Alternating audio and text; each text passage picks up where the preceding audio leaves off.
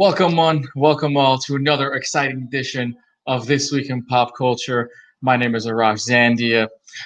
I know you guys in the past, 24 hours have been crazy to know what has been going on, what you just saw with fandom, but we will get to that in just a short while. But let me first introduce you to the team that is always going to be here for This Week in Pop Culture. With me always is the exciting, the most athletic man in the team, Mr. Michael Bergy. Yo, What's you, going on? you know I got to throw in some athletic stuff in here, Yeah, man. That's all I Mr. did all day. Mr. Sunday Fun Day, Mr. Red Sox in the building. Gotta do it, man. Got some Boston jokes. We'll get to that a little later. Uh, with me is someone that you can see every single Wednesday at the Castillo Studios Facebook page. She does a live show and a live art show every Wednesday at 7 o'clock. You can check it out. Here is the talented SammyCastillo.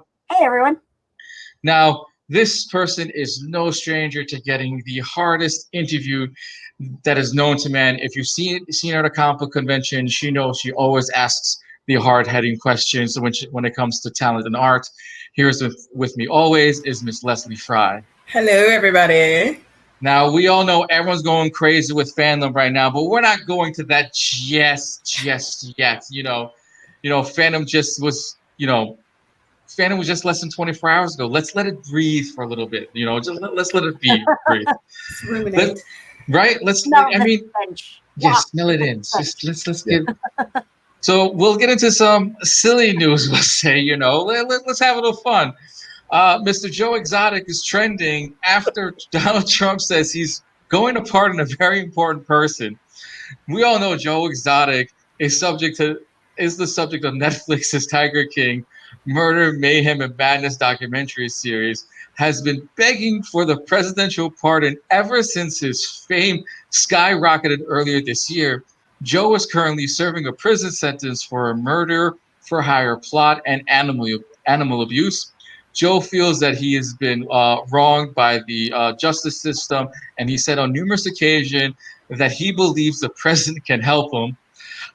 Just last Monday, President Trump told the press that he was planning on pardon a very important person. We'll say there is no word on who it will be, aside from the fact that it wouldn't be Edward Snowden or Michael Fallon. For whatever reason, he has people believing that the president is talking about Joe Exotic. Do you even think the president will pardon Joe Exotic? Let's start with Sammy.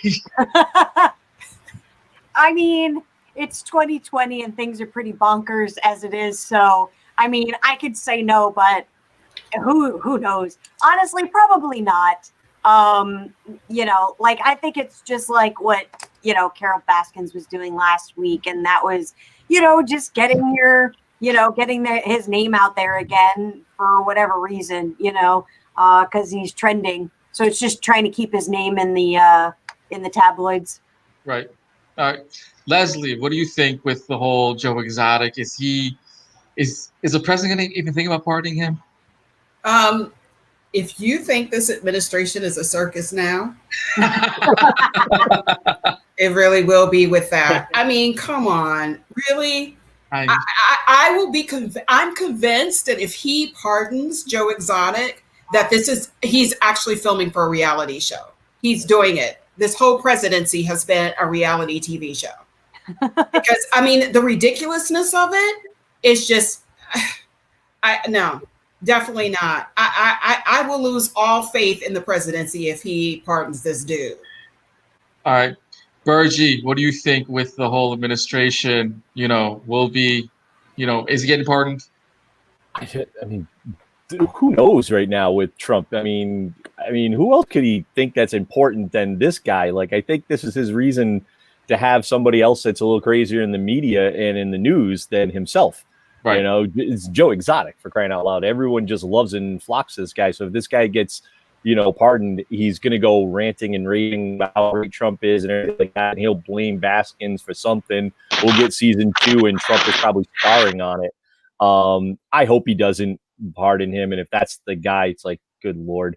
It's like Leslie said, our presidency will be more of a joke than it already is.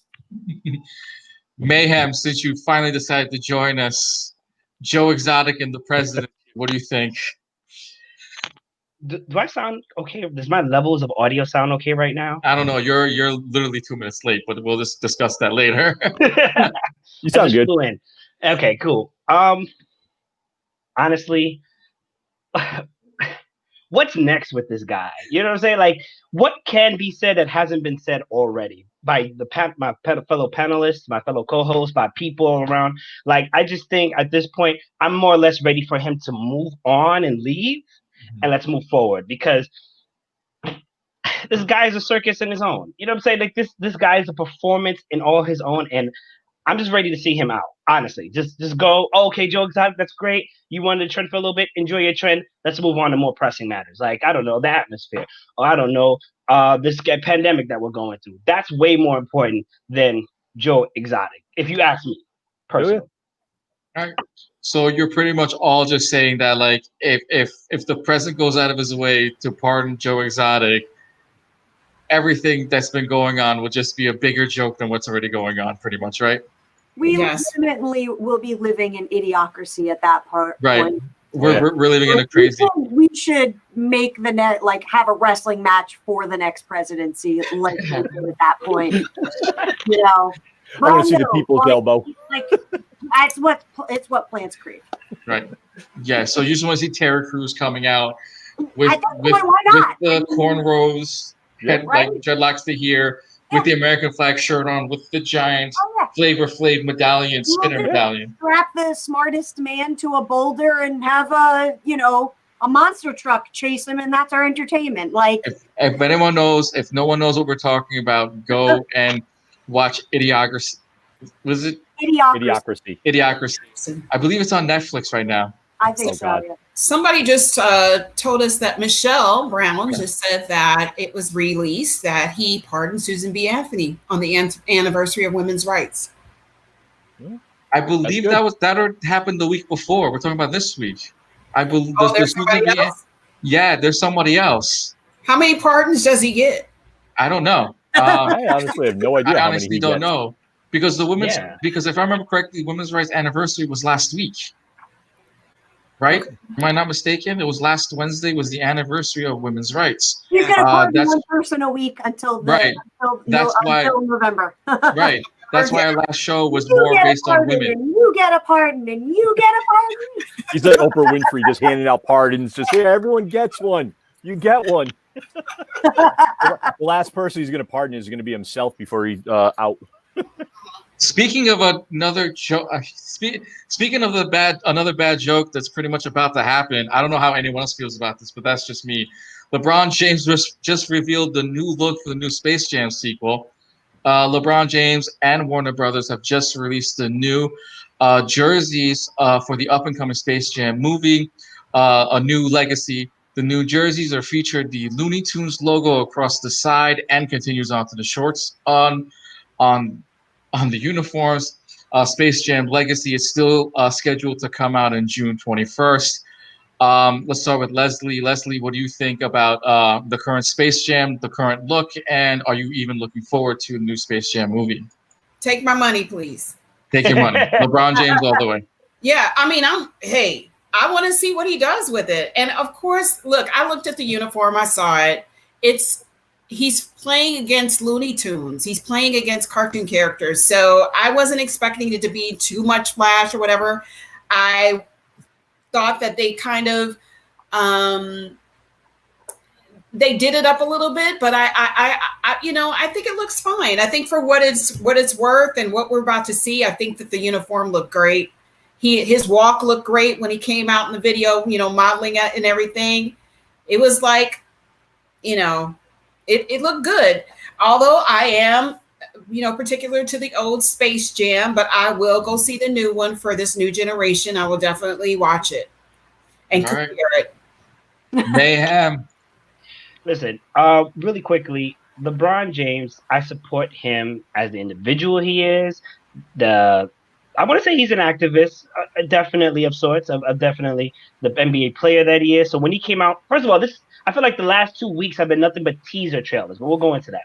This teaser trailer for me was like, oh snap, they're really gonna go forward with this. Right. You know, I really want to see where they're going with this. And the uniform is you know, we had this talk. It's not for us anymore. You know what I'm saying? I'm kind of on Leslie. I'm with Leslie. Like the white uniform. I remember Bugs. I remember Mike in it. But then this uniform is just like, But you know what? I support LeBron, so I'm gonna support the movie. Warner Brothers, you guys, I'm working on it. I'm really working on it. But why not? Why not? This man in himself is a great icon for future generations to follow. And this is a great kids movie. I'm all for it. I'm with Les. Take my money. Just let the check clear. That's all I'm saying. All right, Sammy. I didn't see, other than it looking basically like he laid in a sublimation printer. I really didn't see anything wrong with it. You know, of course that was test, you know. So the design made sense to me, being, you know, a concept artist, because he's going to be, one, playing with a bunch of brightly colored cartoons, and two, what backgrounds is he going to be standing against? And you know, that's why they went with the white with Michael Jordan, because it animated easier, you know, it was a lot cleaner when they animated over it. So I'm sure that has a huge factor to it. It was a bit more pastel-y than like I thought it was going to be, but a lot of yellow. I'm sorry? A lot of yellow. Yeah. But you know, it's meant to look, you know, futuristic, which the others didn't. So they're really leaning into that space part of Space Jam. And I'm really interested to see, you know, how they do it. And I hope they bring Michael back for a cameo. That'd be awesome. But I'm sure there's going to be those nods to the original, and throwback jokes and stuff, because that's the type of Warner Brothers humor that comes out of their animation department. So I'm excited to see how they basically retool this for a new generation. Bergy. I definitely am down with it, because I saw Space Jam in the movie theater when it first came out. I couldn't wait. I went opening night, saw it. So I'm excited for it. You know, seeing MJ there with Bugs and Lola Bunny and everybody else. And then all the individual characters they had added into it with Charles Barkley and, you know, Sean Bradley. They added Patrick Ewing, Muggsy Bogues. You know, this one is going to be today's day and age one with Klay Thompson, with, you know, Anthony Davis, everybody. They added all of that to it. The jersey, it kind of reminded me of like when we saw Pattinson as the Batman suit. Everyone's kind of like, I don't know. I got to see a little bit more of it. I think it's the same premise there. The suit, it does look a little bit very Space Jam-ish, very pastel. It does look like, you know, Sammy said he fell in a sublimation, you know, printer and came out, and that was the jersey. But I get it. I think it's going to be fantastic. They're going to do a great job with the animation. I hope they bring back some of the original cast too. Give a nod to, you know, is Bill Murray going to be in it? Are you going to have Michael Jordan? Even if it's like maybe they go to his house first and Jordan's like, yeah, I retired, done, I'm out. You know, and then LeBron, they go to LeBron's house next to something, you know. That, I think it'd be a cool idea. Let's just see more of it. I want to see more of a trailer. I want to see some footage, animation, see what else they can do with it. So pretty much we're all saying yes for everything Space Jam. Give it to us. Two people saying, you know, it'd be interesting to get a Michael Jordan cameo, or at least have him show up for something. You got it. Right? Actually, you know what? I can do without Michael Jordan. Okay. Honestly. Ooh. Oh. No disrespect to that man. No disrespect to the man, because honestly, to go into him would be political. And I just want to talk about the movie itself. Right. Yeah. I feel like if there's a cameo, it kind of outshines LeBron. You know what I'm saying? This is kind of like for the second generation. This is for LeBron James. But I get it. Like, people want Michael to be like, oh yeah, you know, I'll no longer do this, and you have my blessing kind of deal. Like, you're done, Mike. Let LeBron shine. Maybe a mention, but don't bring Mike on it, because then it kind of takes the focus away from LeBron, and that's not what this movie's supposed to do. I love Mike. My name is Mike. I grew up with Michael Jordan, Michael Jackson, Mike Tyson. You know, I was all the Mikes in a sense. And then years later, we found out what we found out. But it's just like, for this movie, for LeBron, I think we don't need necessarily to have Mike in it. If you want to make mention to it, sure. But I feel like it really kind of take away from what LeBron is trying to establish, or what Warner Brothers and hopefully LeBron is trying to establish in this new movie. I think it's a possibility, most likely. Because then it's like, you're doing fandom, but you're relying too much on fandom. That's how I feel. I could do without Mike. I love Mike in a sense, but yeah. But I think I'm going to disagree on that. Because that's fine. Let me tell you why I disagree with that. Because listen, if you're going to get our generation's money, you're going to at least have to give a little send off to Mike. It doesn't matter. This guy is one of the greatest basketball players of all time. And it's a time, if there is not anybody in this generation that knows him, or the generation after us doesn't know who he is, this makes no sense. So they're going to have to give him, not necessarily maybe a cameo, but, you know, just something just to send it off and say, hey, you know, I'm passing the reins to LeBron. I'm okay. I guess. So is this a reboot or is this a sequel? This is a sequel. This is technically a sequel. Okay. So, I mean, like, logistically speaking, like, I could easily see, you know, they could easily work in Michael Jordan to it. So it's not, so it makes sense since it's a sequel, not a reboot. You know what I mean? Mm-hmm. But you got to look at it this way. Think this way. LeBron James has a huge history with NBA. He knows his history in NBA, and he knows the fans are going to want something. If he has a say in it, which we know he does, he's probably going to be like, give a nod to Jordan, because what he accomplished in the 90s through to 2000, from 80s to 2000, that man accomplished what he's able to do, what Steph Curry's able to do, Klay Thompson, Anthony Davis. You know, this next cast of characters came from him. If he didn't do what he did with him, you know, Magic Johnson, with Isaiah Thomas, the Bad Boys of Pistons, the Celtics, all that stuff, we don't have basketball as we have now. You know, so I get LeBron giving maybe a little nod to it, but I agree with you, Mike.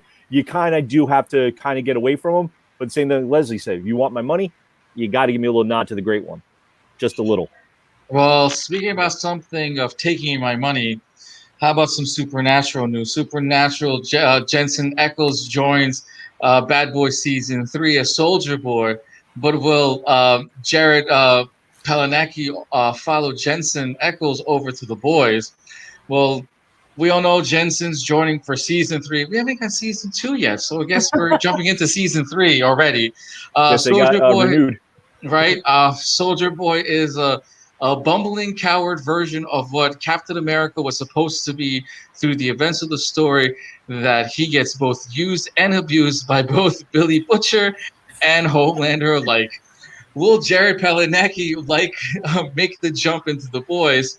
Sadly, no.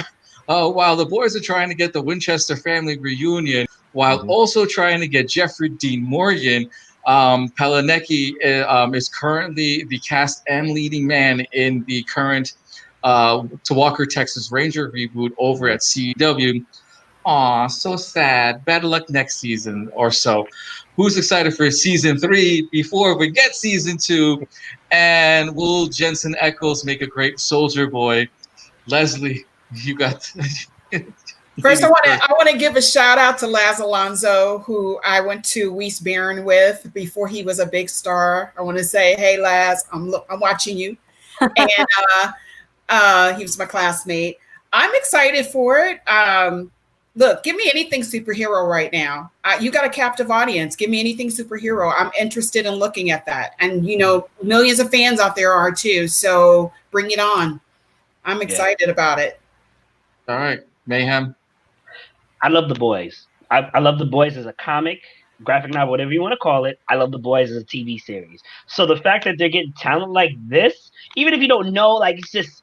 It's exciting. So the fact that we have Season 3 when we haven't even had Season 2 yet, to quote Leslie, maybe like 5-10 minutes ago, take my money. Take my money.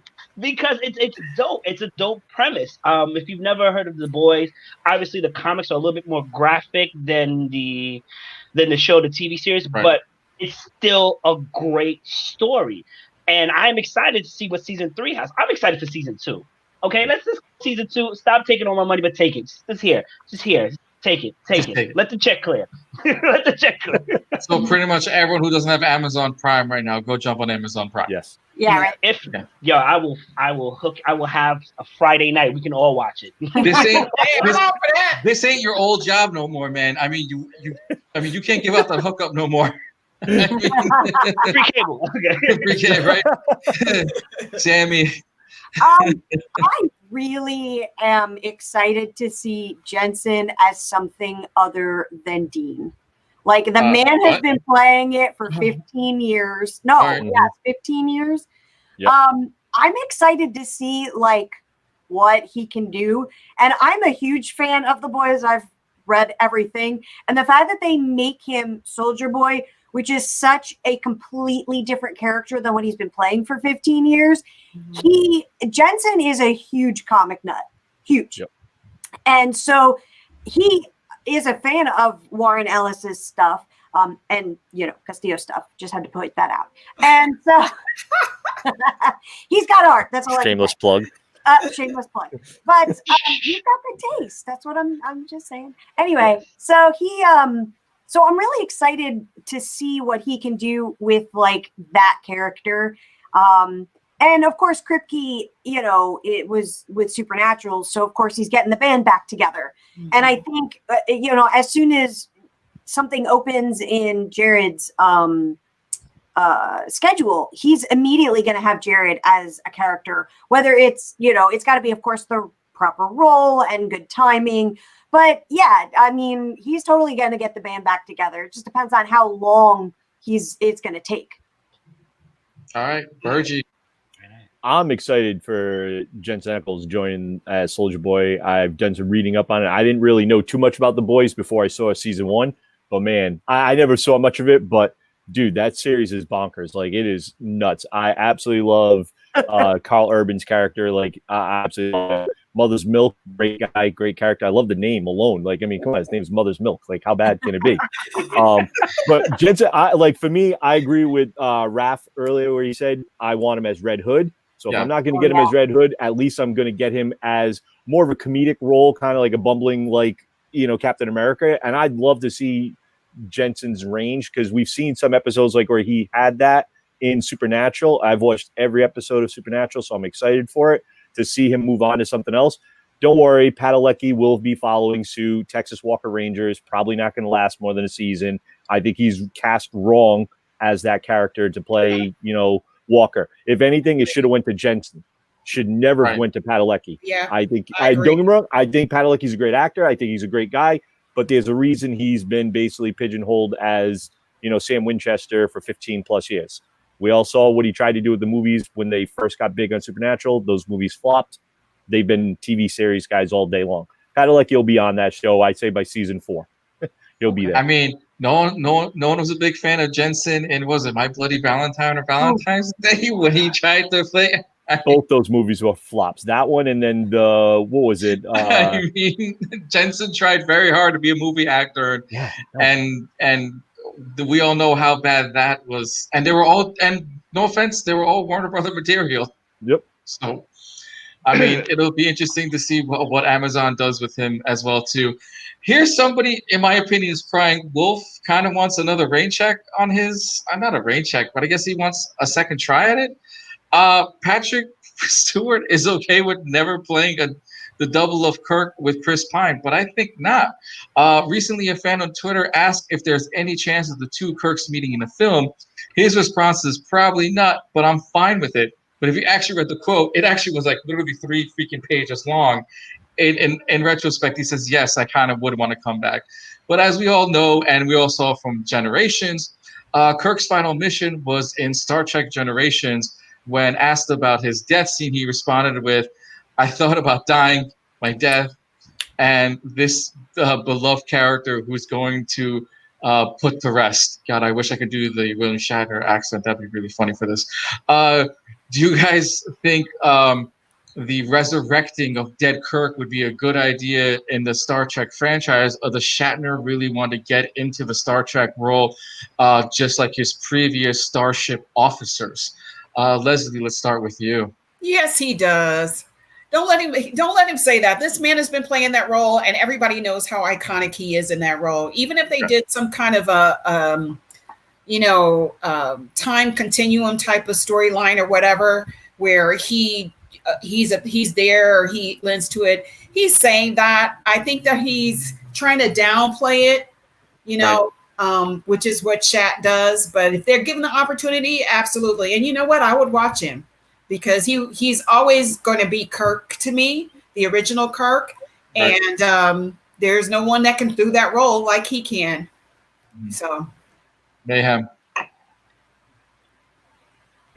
I think Les kind of said it all. Thank you, Les. She's a Trekkie.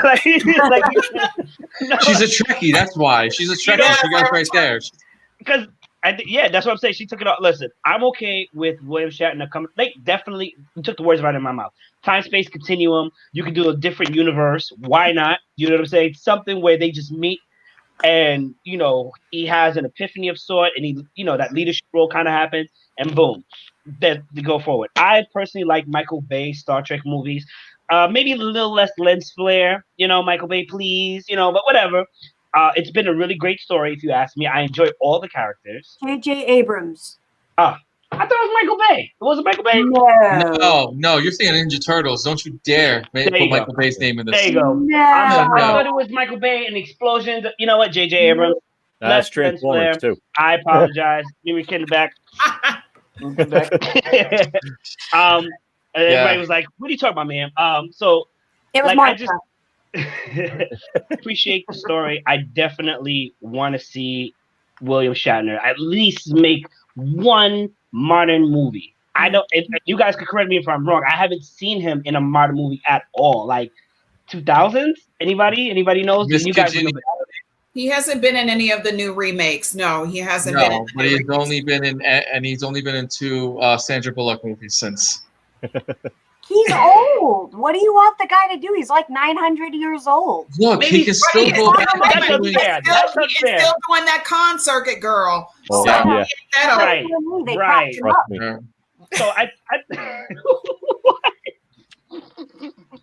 yeah. Well, okay. So I just really quickly, I'm just wrapping up. I think it'd be dope to have him crossover. Just crossover and meet somehow, some way. It doesn't have to be a big thing. It doesn't have to be 15 minutes, maybe like a couple of seconds, maybe 5 minutes, boom. Because that's great. That's what fans want. That's what drives the series. And who knows? Maybe he'll get his own series. Maybe he'll get another captain, another famous captain to come in. Who knows? Other captains. I think this would be great. All right, Sammy. I'm not a Star Trek fan, so I can do without Kirk coming in, because the problem is that Kirk is the series. But if you bring Kirk, no. What I'm saying is that he's the main character. So if you bring in the original Kirk, everybody's going to want a movie of the original Kirk, and that's great for money. But if you're trying to launch a new franchise and get a new group of fans involved, which is why J.J. Abrams originally took the helm of these two and made them so much different than what we knew before, you're kind of going back a step. So, I mean, if they throw enough money at him, sure, he'll do it. And that's what the quote said, basically, was that, he's like, no, I'm not going to do it. I'm not going to do it. Chris Pine can play me. It's fine. And then 2 sentences later, he's like, but if they make it make sense, and it's the right timing, and it's this, and it's that, and it's this, then I'll come back. But all of that has to happen. And I mean, I'm kind of done. I'm not a Star Trek fan. I grew up with it with my dad, so it was crammed down my throat since I could walk. Yep. And I am not a Star Trek fan. So as somebody that just wants to go to movies and have fun with this universe, I'm over the old crew. I had 80 movies with them, 2 TV shows, all of their guest stars on, Next Generation. Ally McBeal. Ally McBeal. Boston. I don't need them anymore. It needs, that was then. Let's move on to something new. Let's take these iconic characters and remake them. Oh, Bergy. I mean, sorry. I agree with everyone here. If he's going to come back, it's got to be something that's a storyline for him. And it's also William Shatner. Shatner is Captain Kirk. And if anybody's ever met him at the conventions or anything, he is Captain Kirk. There is no one that plays Captain Kirk. It's him. I swear Chris Pine probably had to sign a waiver to play Captain Kirk, because it's Shatner's character, crying out loud. And if everyone doesn't think that Shatner is popular at a show, I watched 2 buses, I swear to God, from a nursing home pop up, and like 90 old people came out and jumped in a line to get an autograph. That man sells out wherever he goes. Yeah. They put him in a movie, he's going to make money. That movie's going to make box office bank because people are going to want to go see Shatner. I think they could do it like they did with Leonard Nimoy, where at the last 2, he kind of had a crossover. Like, is there something that brings him into our universe? He could do it, but it would have to be the right storyline for him. And also the right storyline is this. Because if it's not there, you know, he's not getting out of his comfy armchair to go do a movie that's going to be horrible. Let's just be honest. Yeah. And right now with the Patrick Stewart getting the big nod because he's the one got the Picard show, he might want to try to do something. I could see Shatner trying to do something where it's a spinoff of his own. I really could. Oh, well, we'll see. I mean, look, we're going to have a movie theater filled with senior citizens. We haven't had one of those since Titanic. So we can probably have one of those coming in, you know, rollers and walkers in. No. What? I disagree Don't with you, you on that. what? I mean, like, how can first off, let me hold up. How can a movie go do a whole entire reboot and have Shatner in it when you don't have Spock, when you don't have Bones, when you don't have literally, I would say about 80% of your cast, and you only have 2 members left? And what are you gonna do? Crawl or no offense, wheelchair yourself right onto the starch, like right into the like Starship deck?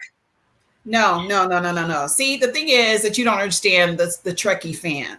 The Trekkie fan is going to go and see them individually if they have to, you know. And Kirk made Star Trek when it was out. He was the quintessential captain of the Enterprise. So people are going to see him. It doesn't matter if you are this generation or if you're the next generation. When you love the series, you love the series. And if you saw J.J. Abrams' Star Trek and you were a fan of that, you're going to go back and look at all of those 1960s, those 1960s. Yes, the 1960s, yes, TV show, yeah. Look at that TV show and you're going to want to gobble it up. And yes. I can attest to that. My husband, who was introduced to Star Trek not too long ago, now he wants to go back and look at all the old ones. So he wants to see the infamous storyline that was the most controversial piece in the 1960s and 70s, I believe, which actually changed the whole world, which is The Kiss. Yeah, yep. Kiss. Yep. Yes. Which is fascinating. And interracial kiss on TV. Yeah. Yes. And the most unprecedented, and I've never seen anything like that in my. I was glued to the. And it was the most influential as well too, which has changed all the TV ever since then. And it wasn't until 15 years later that we got to see something similar to that. So, granted, Star Trek, yes, has changed our views and changed our mind and has changed pop culture. You know, we do have to take it on and bring Shatner back for one more movie or 2 or 3. Just so that fans know how, I guess, how important the original series was to a lot of people. You can't have this universe without all of them, and right. I mean everyone. And you learn to love each one of these people, and each Deep Space Nine, Voyager. You learn to love each one of those characters. And when you go to a convention, you're going to see people that are so in love with those characters and those people who portrayed them. It doesn't matter. You've got to bring him in. If he's alive, bring him in. If he's still breathing, bring him in. So even if Nicole is, you know, literally, you know, we're going to bring her back with Shatner? Sure, why not? Why not, right? If you're going to bring her back, or bring him back, you might as well bring her back. I heard that she's not doing too well right now, though. She's got dementia. Yeah. She's not doing very well. She does. Yeah. Well, speaking, just not too long ago, Mr. Danny DeVito was interviewed about Michael Keaton reprising his role for the Flash movie. The big geek news of 2020 is Michael Keaton returning to his role as Bruce Wayne / Batman. His character is last seen in 1992 in Batman Returns. But what about the Penguin? Well, we all know Danny DeVito was recently interviewed and was asked about Keaton's return. He said, I think it's great. I think it's a wonderful story. And it's about fun and the energy. And I loved Oswald Cobblepot. And I loved Tim Burton. We've done 4 to 5 movies together. I can't wait for him to come up with the next one, whatever. And we're going to do it together. It's also hard to imagine DeVito reprising the role of Oswald Cobblepot, seeing that his character was carried in the final resting place by penguins underneath Gotham City back in 1992. Then again, this is the world of comics where no one's ever dead. So Michael Keaton is back. Anything is possible. Would you all love to see DeVito return as the Penguin last you haven't time? finished the sentence and I say Yes. All right, Yes. Leslie, go first. yes. Hi, Danny. By the way, Danny also was the director, or not the director, but he also was the producer of the film Camp that I was in. So, right. Yeah. Hi, Danny.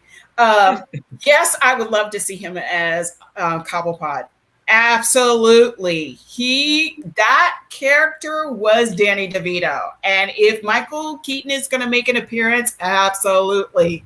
Nothing has changed there. He can always be Cobblepot. So I would love to see him reprise that role. Absolutely. And you're right. Nobody ever dies in a comic book. We only saw him getting carried off. We really don't know what happened to him.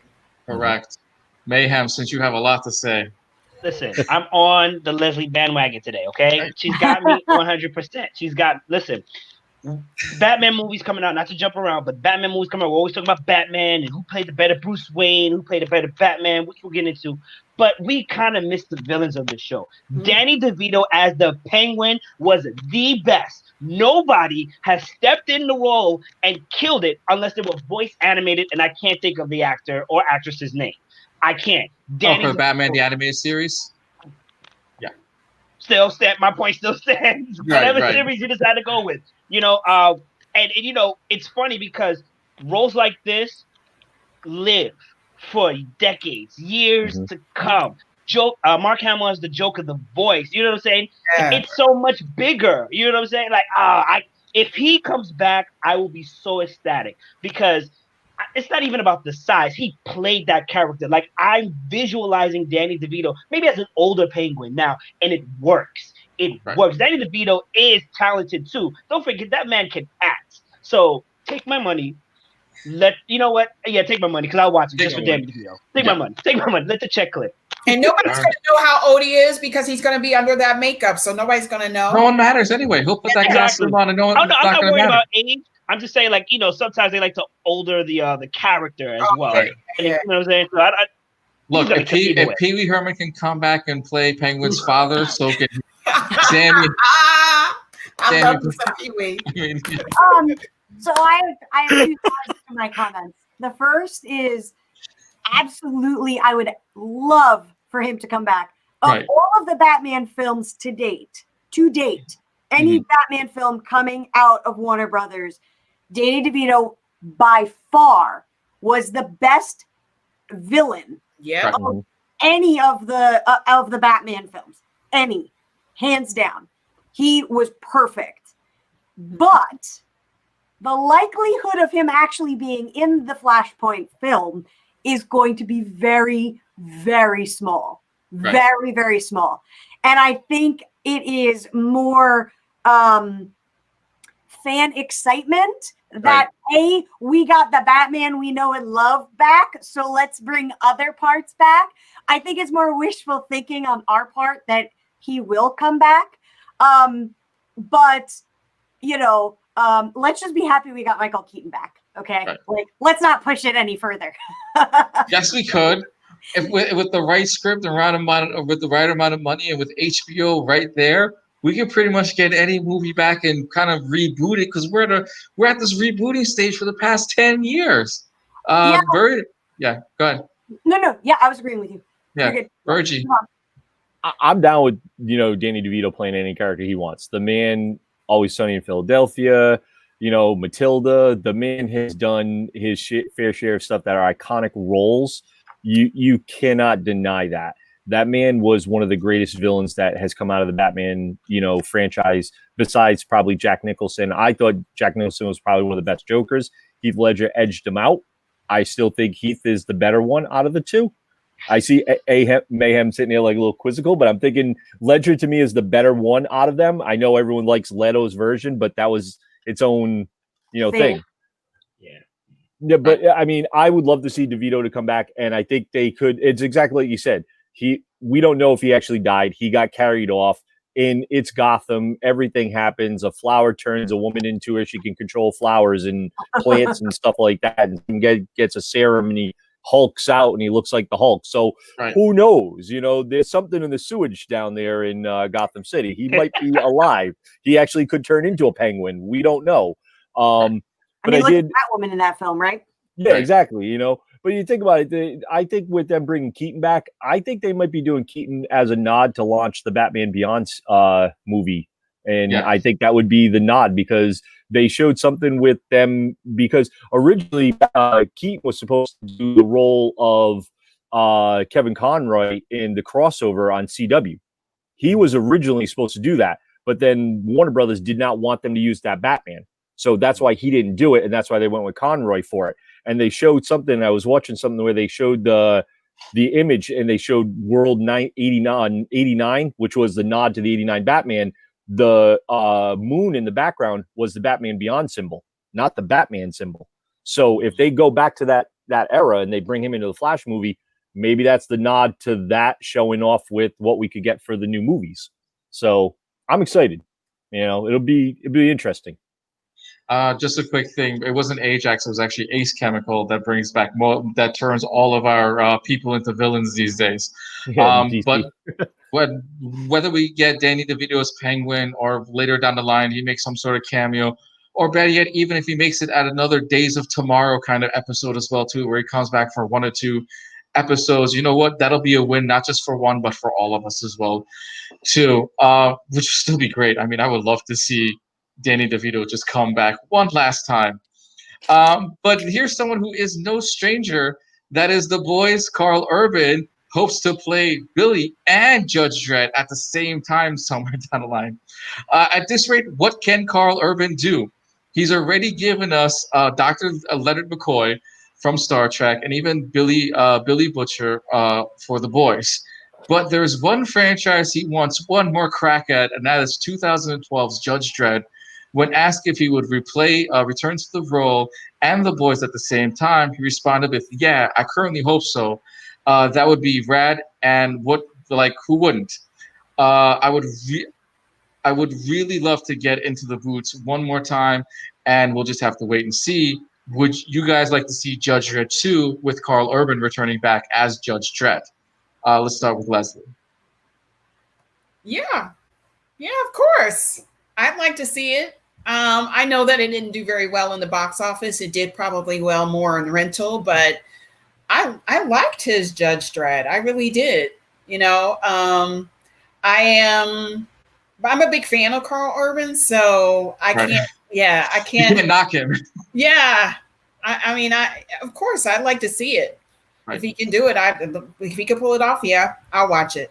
Definitely. From Chronicles of Riddick to doing Star Trek and doing pretty much anything else, right?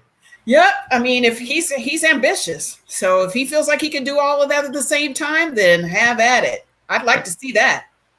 Mayhem, you got a lot to think. Like, look at him just thinking away. Like, he looks like he's got like a whole paragraph and he says like 2 lines. You know, like thinking, man, like what's the best line to say? And like, you can see the words percolating, like forming. Like there should be like ding, ding, ding. Like, if anyone wants to, please animate him like with words. The little thought bubble right above his head. Little dot.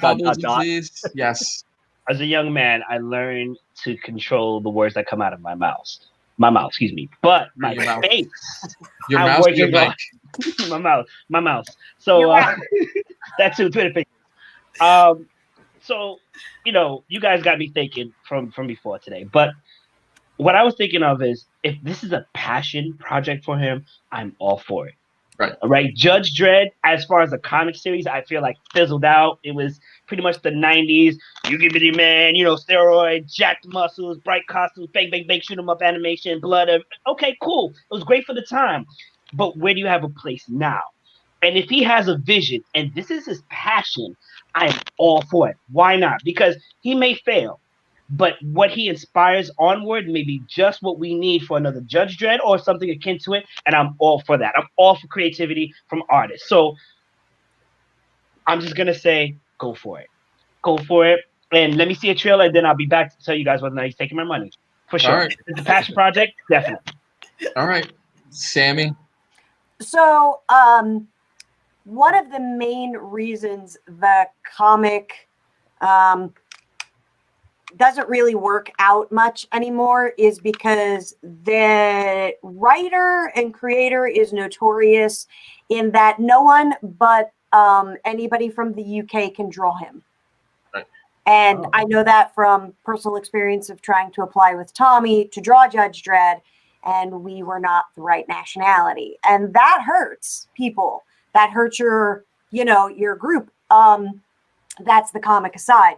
The first film did crap in the box office because there was absolutely no marketing for it. Mm-hmm. The marketing for that film. You mean second movie, because the first movie was Sylvester Stallone. I know. Right. The first film for that, or the marketing for the first film failed completely. But as soon as it got released, in America alone, it had almost 1 million sales just for the film. So the second film, I think, will do great. Hopefully it's not a ripoff of The Raid, because that would be great too. I loved Carl Urban's Judge Dredd. I would absolutely love to see him as the character, because he, even on set between takes, he never took the helmet off, ever. It stayed on. Like, he walked out of his trailer, the helmet literally stayed on until the day was done. And that's very that's really awesome, because that shows that he knows his source material, whether he's a fan of it or really great at the research. So he knew, in no matter what situation, Judge Dredd never took his helmet off in no situation. So I would absolutely love to see them with a strong script that's not ripped off from another film to really do, Judge Dredd justice and explore that kind of mega city dystopian sort of feel, like the scope of it that we got in the ones that shall not be referred to after this, except in this instance. And, really show us the world and, how he fits into it and the rest of the unit. I'm done. Bergy? It's Carl Urban. I'm down with watching the man with anything. He's done Lord of the Rings. He's in The Boys. He's been in Marvel. The man has done a range of movies and franchises, and obviously he's a nerd for this stuff, because you can tell this man engrosses himself in the role. Like Sammy said, when he got on set, that helmet was on. He didn't take it off till the end. It was like the Mandalorian. This is the way. We don't remove the helmet stays on. And he did that, and he did a fantastic job. Where I know Raph earlier was sitting there saying how Stallone couldn't keep it on. Well, Stallone at the time, he was a good-looking guy. That's what sold the movie. This movie wasn't being sold because of the lead actor was Stallone. It was Urban. It was a story. It was a comic book. It was mismarketed. They didn't market it correctly, which definitely hurt it at the box office. But then it did get that niche following. It's like one of those movies that gets the cult following after it comes out. Fans start talking about it. It gets that word of mouth, and everyone sees it. Carl Urban's done other stuff in the nerd fandom, like Lord of the Rings. So fans see that, like, oh, what else has he done? Oh, he's done Judge Dredd. I really want to see that. So they tune in. They try to make some of the movies a little bit more to the comics, which I'm okay with. Take a little liberty, give a good story, a good script, and let's see what they can pull off. Don't rip off other movies. So I do think that movie did rip off, like The Block. If you ever saw that one, Attack of the Block, I think it was. It was actually one of Paul Walker's last movies that he did, where it was a ripoff of a UK movie, and this basically was very similar to it. They just put Judge Dredd in it. Give it a different story, and I think they could definitely do a good job with it. I'll go see it. It's Carl Urban, for crying out loud. The man's Billy Butcher and Judge Dredd. Like, yes, give me that in the same season. I'm down. Why not? Well, it seems like all we need to do is start a campaign saying bring back Carl Urban as Judge Dredd and make everyone rebuy the Blu-rays and the DVDs, and maybe we'll get something started. And all it takes is you fans out there to get that ball rolling, to get Hollywood just go, we want Carl Urban back. You're right. We want Carl Urban back. We got to get it trending on Twitter. Because he did the movie right, considered, except for Sylvester Stallone, who just wanted space the whole entire time. Urban did it the right way, which he kept his helmet on and played the character right as well, too. Yep. Here's something that I'm actually looking forward to. I believe some of you ladies are as well, too. Olivia Wilde is rumored. Actually, she's not rumored anymore. She will be directing an untitled Sony Marvel film rumored to be the Spider-Woman, Sony Pictures took a big step forward in developing their own comic book universe of Marvel characters. They have brought in Olivia Wilde to direct an untitled new film for the studio. Rumors have it that she may be brought in to film a female-fronted superhero, and that rumor might be Spider-Woman. Wilde later took to Twitter to confirm that she will be working with Marvel Sony on a project, and just like everyone else, is excited. No word yet on what direction it's going to take. If she isn't directing Spider-Woman, what Spider-Verse female-fronted hero do you think she should write and direct? Leslie. Pass. I'll come back to me. Come back to me. Oh, wow. Okay. Come back Mayhem. And Mayhem, what do you think? First of all, I'm happy for any Spider-Woman that comes in that does it right. I feel like Spider-Woman has been a Marvel character that needed to been like pushed in our face and just like, this exists, accept it, enjoy. Right. As far as a woman's concerned, I don't know, man. There's so many. She can play she can't play Miss Marvel, but she could play like different Avengers. She doesn't have to be a superhero. She could be someone in control of AIM, someone in control of Dude, this is Sony, this is the Spider-Verse. We're not going through the Marvel Cinematic Universe. This is Spider-Verse. I mean, we can still kind of give her a nod. I want you're fine. You want Sony? Well, I want Sony to give up the rights or just work with Marvel really well to make a greater movie. All right, Sammy. You guys are killing it. You guys are just nailing it. You got to pass and go into Marvel stuff. All right, so it's awesome that Sony is expanding the universe that they own, like Spider-Man. It's awesome. She's already tweeted a very strikingly close Spider-Man logo that looked just like Spider-Woman's logo. So chances are it's probably that. But you've also got Spider-Gwen, Black Cat, Silver Sable. You've got what's her face? The cheetah chick. Right. So there's several strong women characters that she could do. 9 chances out of 10 because Spider-Gwen is already in the Spider-Verse animated stuff. That Spider-Gwen is off limits because she's going to stay there, which is following the Disney formula. So they're probably going to do Black Cat, Silver Sable. Those guys have been in production limbo for quite a long time. But they're going to be probably doing Spider-Woman to give a female antithesis to Spider-Man. And I think she's going to do a great job directing it. I've seen, she hasn't directed a lot, but she directed a couple documentaries. She's a great producer. So I think, and she is a very strong activist. So there's probably going to be definitely a very strong female message in that film, which is fine. But I'm excited for something other than the trope Spider-Man and his typical, baby rogues gallery of villains. Like, I am so happy they're finally putting real people into, to these characters, these secondary characters that we know and love that have their own books. Mm-hmm. All right, Bergy.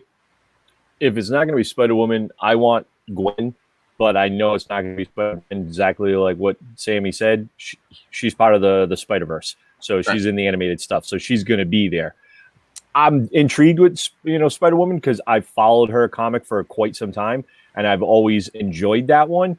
There are a lot of other ones that they could definitely do. I wouldn't mind seeing a Black Cat. I wouldn't mind seeing Silver Sable. They're both great characters that they could definitely diverse on their history. You're still going to get some of the Spider-Man back into it, so you can bring him into it as like the villain against them guys per se, because technically they're the villain, but Spider-Man's their villain in a way. I'd like to see it. I mean, you could even go with some of the other stuff that's from like the cartoon series. You have Ariana, which is one of the other. She's a Spanish Spider-Woman that they've brought into one of the characters. So there's some definitely different stuff that they can definitely do. Spider-Woman would be interesting. I want to know who the actor is, the actress that's going to play it. I'm still a little bit kind of concerned on Olivia Wilde. She's only done some documentaries. To hand her a big budget comic book superhero film. I'm a little concerned on that. I hope she doesn't flop with it. I want to see a good director, a good writer, and make that movie be something. Olivia Wilde has done a couple of good movies, and she's doing one right now, I think, with her and Chris Pine and a couple others. So let's see, but it better be a good story. That's all I'm saying. Well, I don't know if anyone's realized, but could this be a setup for Spider-Man and Friends with a Wolverine and maybe an Iceman somewhere down the line? Especially if anyone remembers from the 70s, early 80s CDs, we did see, you know, Spider-Woman as part of Spider-Man's team. We did see Starfire as well, too. We even saw Iceman and even the Human Torch. So with Marvel and Sony getting on the way, maybe this could be another version of Spider-Man and Friends early, because we did get to see the early rendition of the 70s Spider-Man with Tom Holland. Is Sony currently building a universe, or are they building a world? Honestly, they're building the Spider-Verse. They're in the verge of doing the Spider-Verse. Okay, so there are other rumors also. Andrew Garfield and Tobey Maguire are also rumored to return somewhere down the line.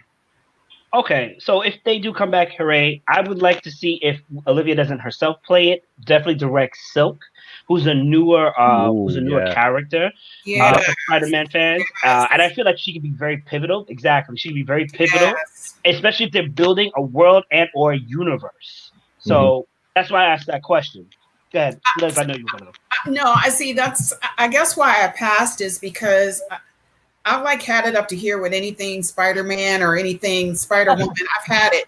So if you're going to do a new, and not that nothing against those universes, I absolutely love the Spider-Man movies, but let's give somebody else another nod, you know, another character like Black Cat or Silk for that matter. I am a little concerned that Olivia Wilde is going to be directing this. I hope that she is a huge fan of any of the comics that she's going to direct, and that she's not looking at it from the perspective of being a strong woman, but looking at it from the perspective of it being a comic character that's a strong woman. So that is my biggest concern. I wish her well with it, you know, because this is huge, and you know how fans are. If you love a comic book, she's got some heart. Because I mean, look at what happened with Miss Marvel. You know, it was a miss. So, and the fans just kind of like chewed that up. So we are going to get Captain Marvel, but here's something we are going to get later this year as well too. But let's go back to some history. This week marked the 25th anniversary of Mortal Kombat. Mortal Kombat, the movie, was released on August 18th of 1995. There is no denying that it raised the bar for future movie video game adaptations, with the new Mortal Kombat movie happening in January 15th, 2021. We'll see about that. What were some of your favorite moments from the previous Mortal Kombat video game? This time, I'll start with Mayhem first, since he's a gamer. Hard gamer with this one. So everybody should know that Mortal Kombat rebooted their universe right now. They're on Mortal Kombat 11. I watched an interview where the creators were like, we've had to scale back the fatalities to get some of the game and models approved. And if you play this game, some of the fatalities that they do, like one guy like mashes a guy's head into his chest and rips out his chest, and you see him, like, it's crazy.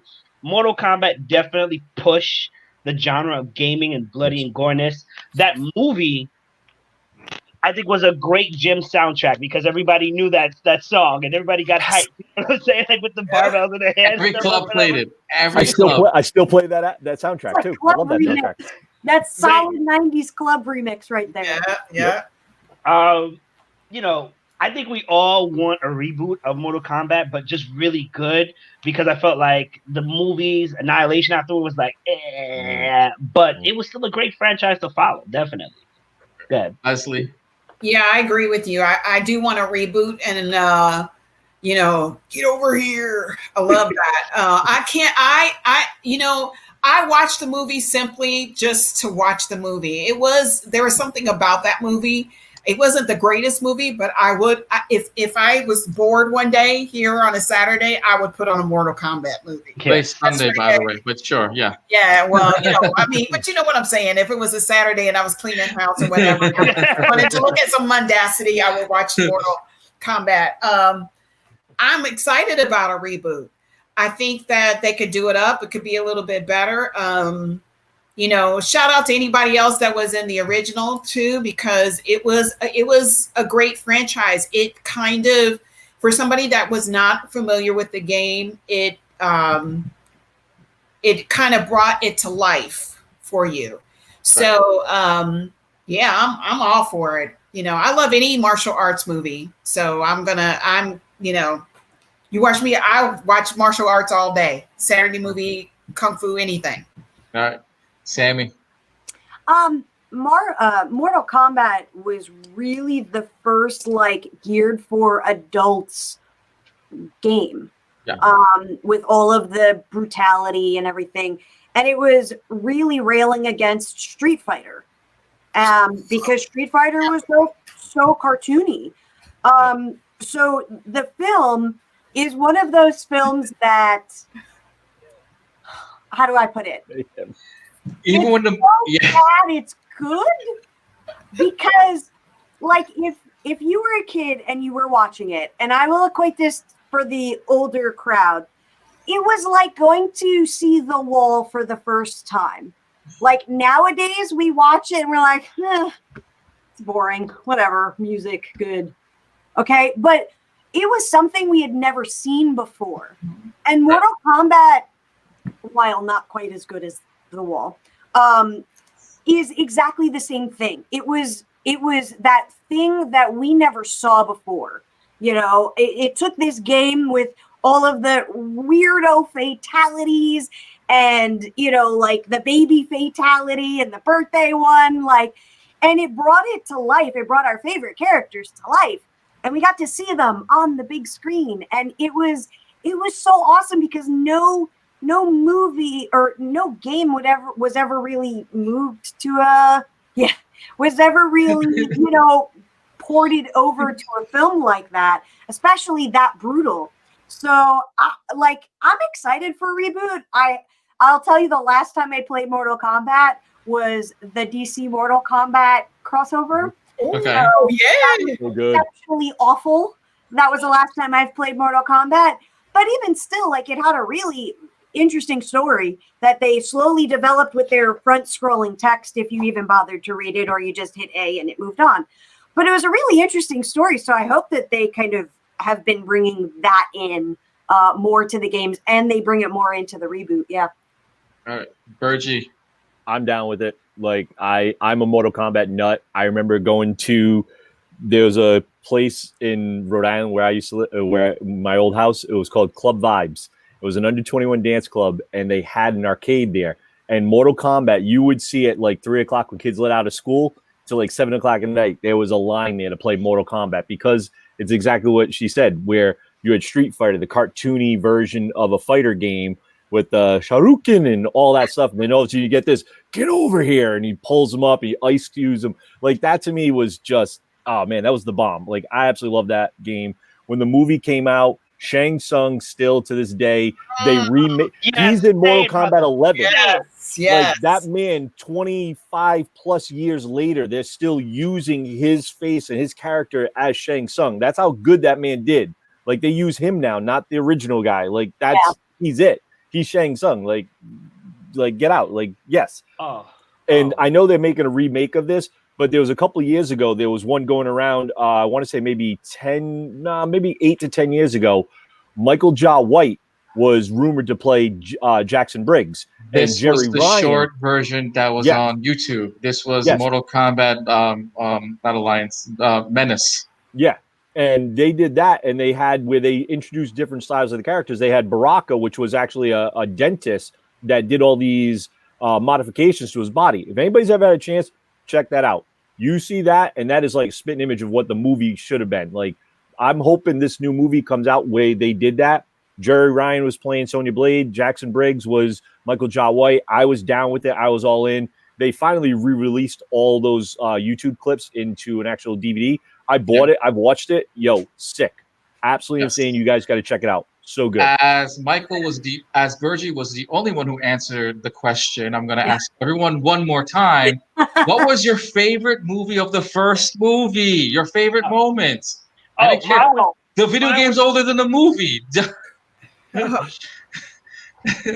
I mean, no one answered that question. I said, what was your favorite moment in the first movie? The thing and then the backflip.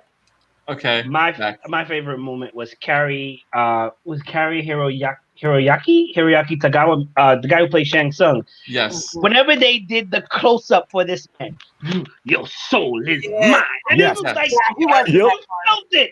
Like, just take it. Just take my soul. That's it. I love it. Lambert Raiden? Was it Christopher Lambert Raiden? Yes. Highlander. Highlander himself was Raiden. Highlander. Yeah. Yes. And we didn't care that he he didn't really fit the role, but okay. Not at all. Not at all. And he's blind at that point too, so it didn't really matter. Oh my gosh. What? I don't know. I have like a lot of favorite parts of that movie that I will just stop and watch. I think the best one is probably where they were in the forest, and I can't remember which character says "Get over here" that he did the Scorpion. Yeah, that scared the hell out of me. So that moment, and it's just me and everything. I don't know anyone else saw it. The moment Scorpion opens his hands and you see the beast coming out of his hand, by far the most epic scene, and then Goro stepping up, and the 3 Mortal Kombat characters, their faces going, do we have to fight that? Yeah. That's still instanged in the back of my head. But I look forward to this new up-and-coming movie. I look forward to January, if they have the January release. I don't appreciate your shade. Right? You were having a moment with Mortal Kombat and Street Fighter. You were like, nobody answered the question. No one answered the question. Your answers, okay? No one answered. You can go back and rewatch this. Not a single one, except for Bergy, answered the question. What was your favorite moment in the movie? We were geeking out. Let us. No, we're geeking out, man. Oh yeah. I love the geeking out part. But that was actually, if you think about it, right after this, I'm gonna go watch that. If you actually think about it, that was actually one of the first video game translated to a movie that actually did okay. Yeah. Because at the time there was nothing that did very well. That was the first one that actually did well. So as fans, better than Street Fighter. We were so excited. No, we don't talk about Street Fighter. We don't talk about no. Super Mario Brothers. To be honest, Street Fighter is here. Mario Brothers still is below the bar when it comes to video game adaptations. Like Leguizamo is The best thing out of Street Fighter was Jean-Claude Van Damme's video. But anyway, we all know what just happened less than 24 hours ago, ladies and gentlemen. We went through picture to trailer heaven or hell, as some people would like to say. Fandom released some of the greatest, or not, what do you call it? The greatest, with the new excitement to happen into this year, into next year. And if no one watched the trailer, we're going to do something a little new. We're going to play the trailers for you guys, and we're going to discuss. Well, I think DCfandome did what San Diego should have done, which was an actually online Comic-Con done correctly. Right. So let's just put it out there that way. I agree with this one too. This is exactly what fans were looking for. We're waiting for during San Diego Comic-Con. You were correct. And we have to wait, 3 weeks, almost a month for this? Well, Fandom set it up high. New York's got to come with it, or else. Not just New York, but so many more people. We're gonna have a little fun with all you guys as well too. If none of you guys have actually were able to watch the trailer, we're gonna have some fun and have you guys watch the trailer with us as well too. Here is, ladies and gentlemen, Justice League. Can I have my popcorn? Thanks.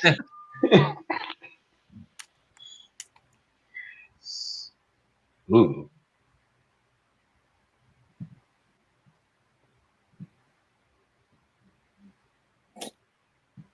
Is there sound?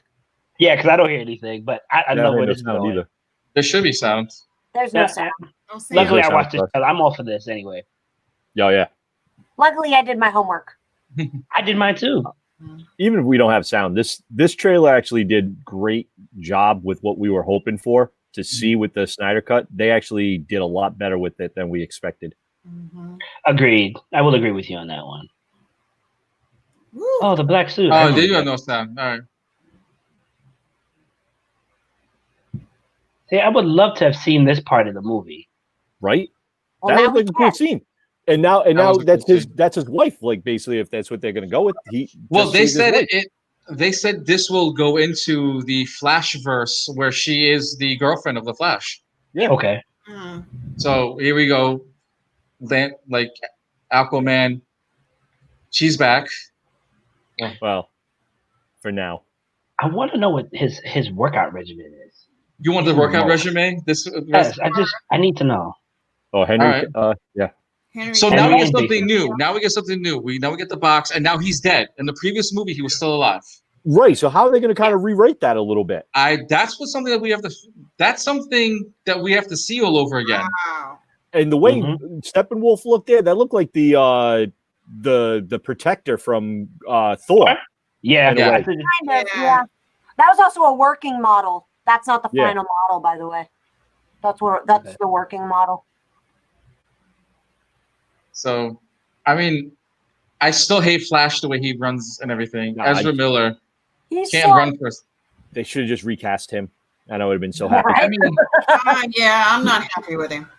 Nope. He looks like he's ready to punch the screen and everything. So, he doesn't seem very Ellen to me. No, I don't believe it. I don't believe it. Yeah, and he's not Alan. No, he's not Barry Allen. I still stand by the fact that we need a cyborg movie, and we'll see what happens. Snyder Cut. I'm okay. I'm gonna watch it. I'm going to watch. I have to watch it. The fuss is all about. The trailer looks okay. I think is that version still online? Which one? Yeah. Okay. The Snyder Cut that's coming out. Released yesterday, so it's still on. Okay. I don't know. I don't know if this is going to necessarily change everything, but I'm happy that DC is kind of like, okay, we kind of messed up. Here's something for the meantime. We're working on it. So, yeah, it does look good. Like, the new scenes that they put in does look to make a more cohesive story. All right, but I'm still going to say this. Martha. That's it. Because if Martha's in there, I'm sorry, it's gone. Good, I'm sorry. I mean, I look forward to everything that they've done. This looks like a completely different movie than what we've seen. Granted, we have seen some of the cuts from the previous movie now in this, but I'm still worried to where the storyline is going to be and how much editing. We're used to the first movie. We're going to see the cuts and the edits and they said Superman's suit is going to stay black throughout this whole entire movie. When he's reborn, his suit is going to stay black. So we're going to get to see the recoloring and reshoot something with him in the black suit the whole entire time. It's almost like we got to watch the first movie first. The whole time. What's up, Sammy? I said that's going to be awesome that he's in the black suit the whole time.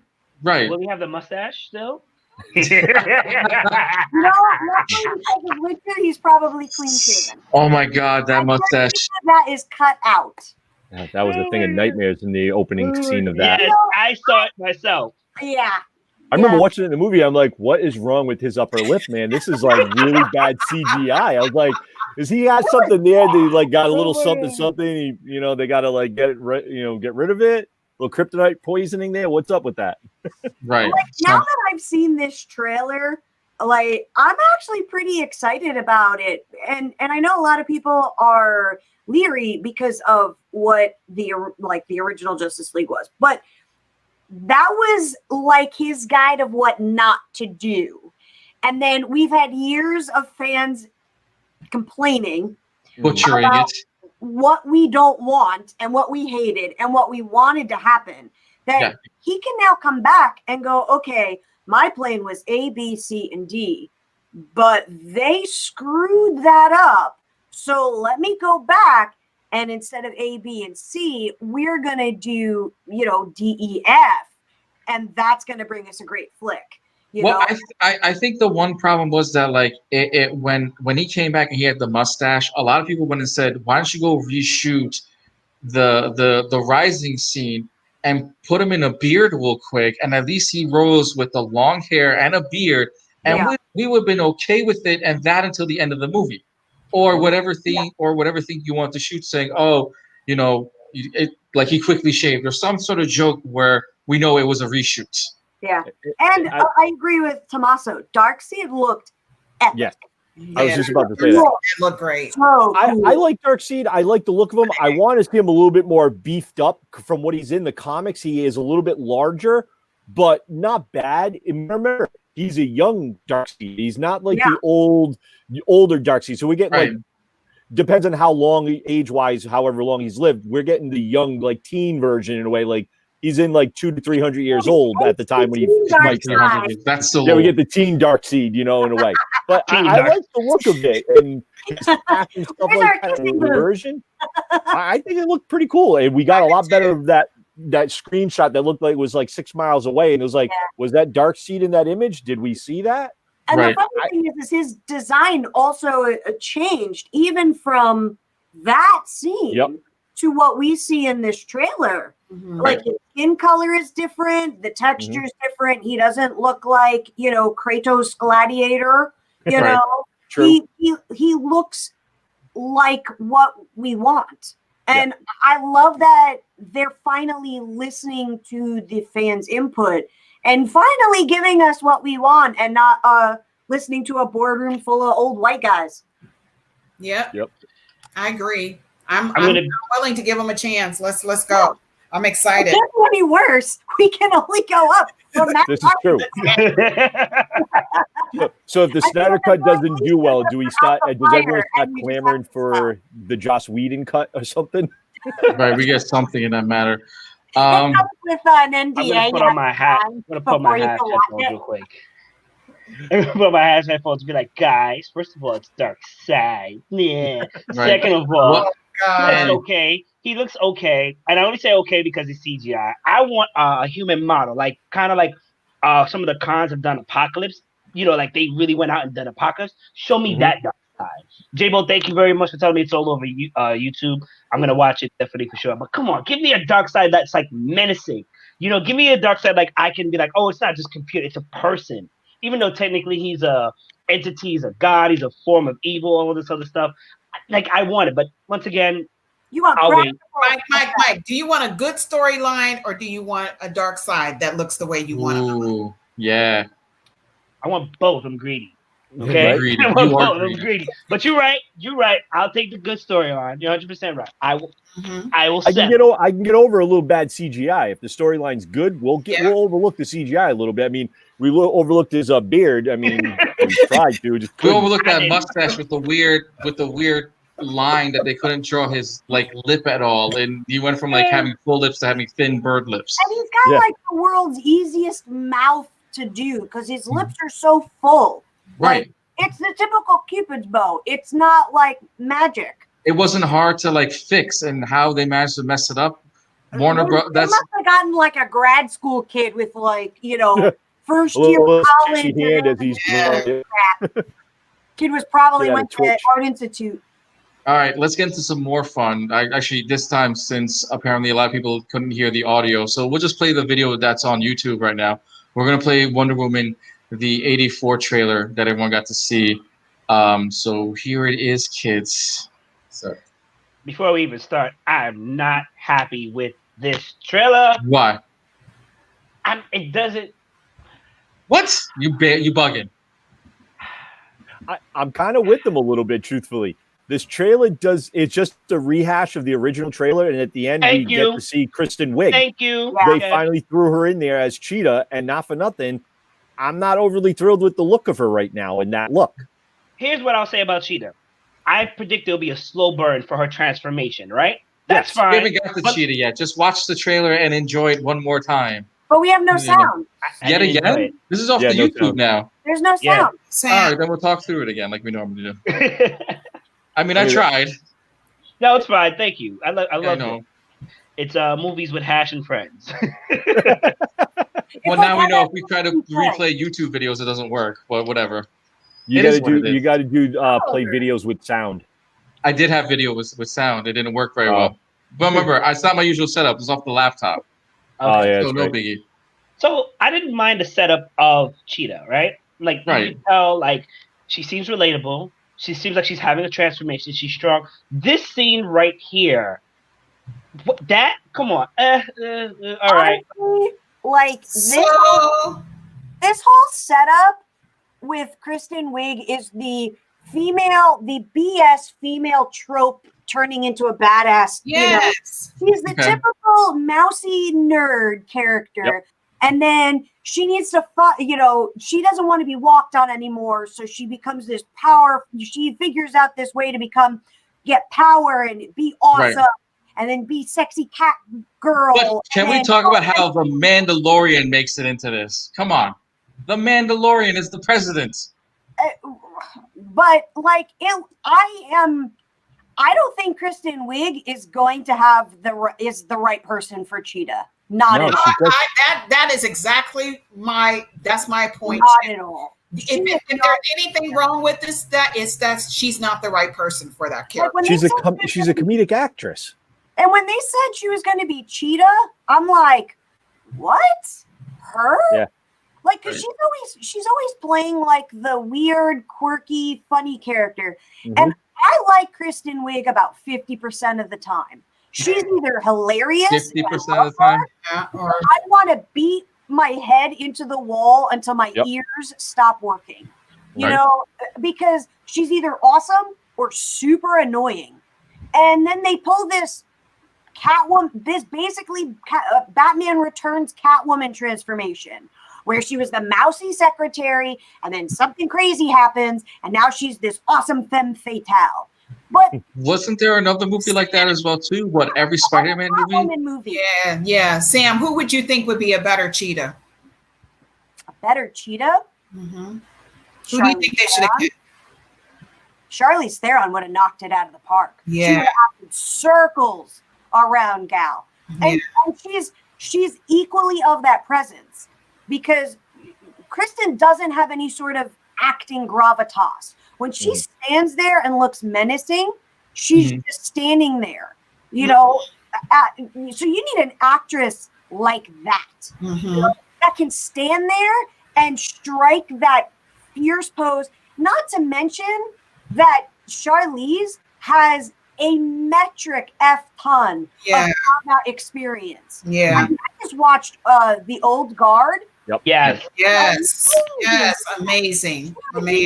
The other thing is that Charlize has the acting chops to make the villain a sympathetic, relatable character. Mm-hmm. That is what most of the time you're missing in a villain, is that you can't empathize with them.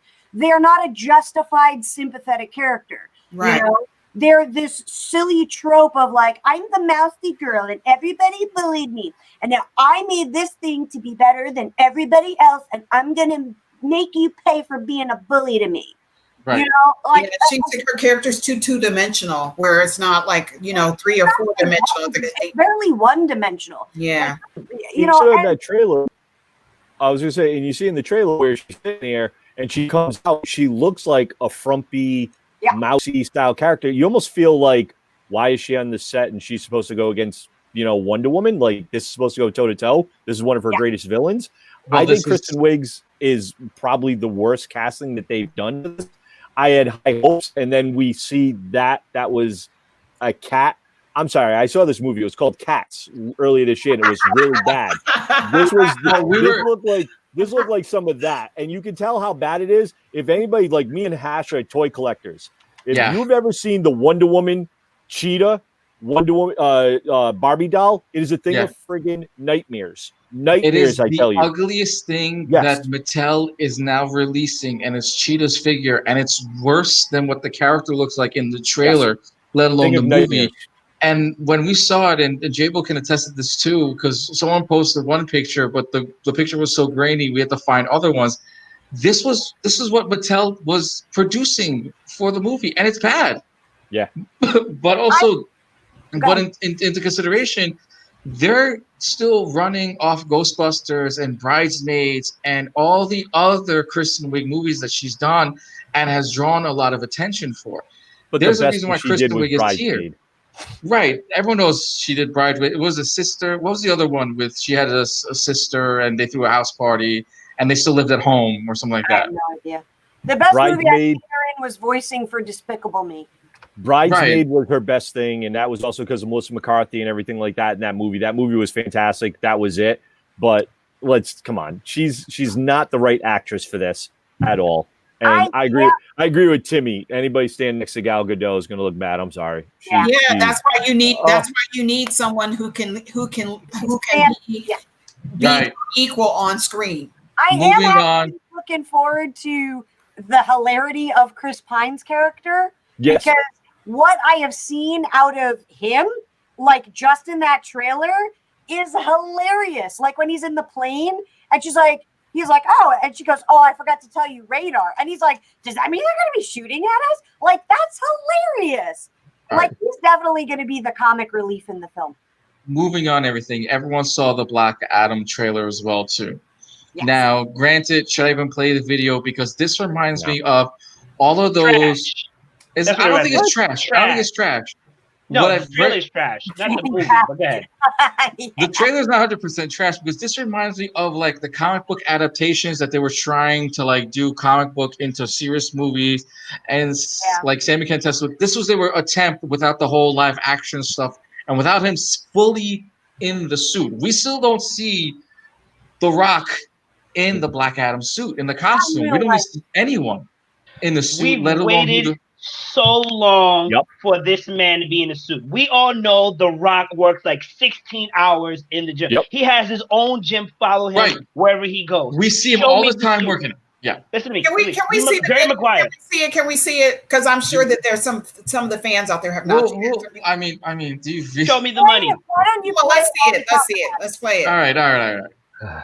So basically, what they did was they took the concept art that's already done for the film, and they put motion to it. So what you're looking at, for fans that don't really know, is this is what's called animatics, and this is often done in pre-production during films and stuff like that to get money, get actors on board. Get talent, get director, whatever. And so this is basically just all concept work that they use to get funding, distribution, that kind of stuff. And that's probably what this actually is, because this has far too much synopsis for a trailer. Yeah. So just to give us something, because of the pandemic, they probably haven't worked on anything. Yeah. This is probably an edited cinematic to get funding, and that we don't normally get to see unless it's like a special feature. Right. But they've been 8 years now. 8 years The Rock has been attached to this. 8 flipping years. Now we get basically what looked like a stop motion comic book. You mean to tell me you couldn't have done something where you made the suit, you had this man somewhere, COVID-19, whatever, you could have brought him in safely, put a suit on him, and then filmed something really quick, and at the end, just had him stand there wearing that suit? I would have been all for it. The animation of it looked a little wonky with it. It kind of reminded me of the Scorpion King from the Mummy trailer. The way that looked, I was like, I'm not feeling that a little bit. I've been 8 years waiting for him to be in it. I still hope he does a great job as the character. I don't know if I think he's the right guy for it yet still, but I want to see it. That trailer kind of left me wanting more. Like, I don't know. I think they could have done a better job with that suit and everything. It's a pretty disappointing trailer. You know, I expected at least to see like a concept, like a proof of concept shot, of him in just the top half of the suit or something. I mean, if you're gonna resell us on a trailer that you posted to the studio again, you're pushing it back on us to reassure us that we want to see it. At this rate, it looked like you just gave us God of War again. Now I want to go play God of War, the video game. So if I really want to play Kratos, that's what I just watched. When I watched this, I'm like, am I going back to playing video games now? Because you guys are now releasing new video games, but I now want to go play Kratos just on this concept art alone. And it had that Greek mythology feel the second I saw like all the artwork. Well, the funny thing was I watched this last night and I right before, as I was going to bed, and I take melatonin. So I was literally I was half asleep watching this. And when I woke up this morning, I was like, the Black Adam trailer, I know I watched it. Was it really that bad, or was I just half dreaming it? Was I dreaming this? It's a bad dream. I'm watching it because I'm like, the animation was like it was really bad. Yeah. And then I watched it fully conscious, and I'm like, oh, it's even worse. you watched that trailer, right? Well, that fan-made trailer, because it pretty much feels like a fan-made trailer. Yes. Tell me you don't expect that to be like the next character come out of Mortal Kombat 11 or something, or really DC versus Mortal Kombat. Like that's what that looked like. That's where the new DLC drops. Here's Black Adam, and you see it, and you're like, here's the trailer cool to introduce the character again. Yeah, and you're like, oh, that looks cool for the trailer for the video game. Okay, Mike, can I say one thing, Mike? Mortal Kombat would still show you the actual model of Black Adam fighting. And the fatality. You know what I'm saying? So I would love to see a fatality in that. This trailer, but go ahead. Go ahead. It looks like it was a rush job to get something out. Mm-hmm. I mean, that probably took a couple of dudes 8 years. Did it need to rush it? You know, 8 years. Yeah. It also cost practically no money because I guarantee you, all of that stuff was already done. And these guys, there was a team of guys that had to make something to put out for this DCfandome. So I would not be surprised if they got it done in the amount of time it literally took for fandom to be released, which was 3 weeks, because that's what it looks like. Mm-hmm. Yeah, I think they just wanted to throw their chips in since everybody else is releasing trailers. Right. But it's another piece. This looks like this movie won't be released like 2022, not even 2021. This looks like we're still going to wait another year or two just before something. Mike, you may shake your head and be like something, but like that's the way it is. We watched another mini trailer to get us hyped again. Now we're still on the hype. But we all know at the very end, we want to see Rock Bottom do at least the people's elbow or the Rock Bottom, because he's done it in every single one of his movies where he's done the Rock Bottom, and it's given. We saw it in Fast and Furious. We saw the Scorpion King. He hasn't done the eyebrow. He only has it for WWE. It's the only time he's done the eyebrow. But we've seen it so many times where he's done that. And let's get into the next trailer. We'll go through as well too for all the crazies that want to see Batman. I mean, you guys just notes on this. You have notes on the Batman. I did. I spent 2 hours on this. Right. I want to hear this then. Right. I want to hear what you have for the notes of the Batman, frame by frame. Let's just go, because this is what we have. Okay, so you want me to do it while we're? Go ahead. Yeah, we're just 2 scenes in. So the newspaper clippings on the wall. Yeah. They're gonna flash it up here, and it's going to say lies. So here you've got Jim Gordon, a young Jim Gordon. Yeah. He clearly is respected, and so you have in the beginning the Riddler murdering one of his, somebody of note. Right. Look at the newspaper clippings here. You've got seawall construction, things like that. Now that was translated. That code, that cryptogram, and that says your mother in it. That newspaper article was actually Maroney on trial, which is the mobster that Harvey Dent put away, and then attacked him with acid, making him Two-Face. The next time you see Batman, his logo is actually 2 halves of the front half of a gun, potentially the gun that killed his parents. That is Cobblepot, we just saw. That could be the Joker boys right there. And you've got a really young Batman. Everything is hodgepodge. Here's Catwoman. Yeah, and she looks great as Catwoman. That's the Riddler. Now, this is either an allusion to maybe the Joker boys or another. This beatdown is so awesome. I love this beatdown. I watched it like 10 times. But here's the hodgepodge, homemade, everything welded. He took his car and made it something. Not thrilled with the car. Right. We wait. So far in this trailer, we have the Riddler, Selena Kyle, the Penguin, who's made up Colin Farrell, if you can believe that. Andy Serkis is voicing over this whole thing.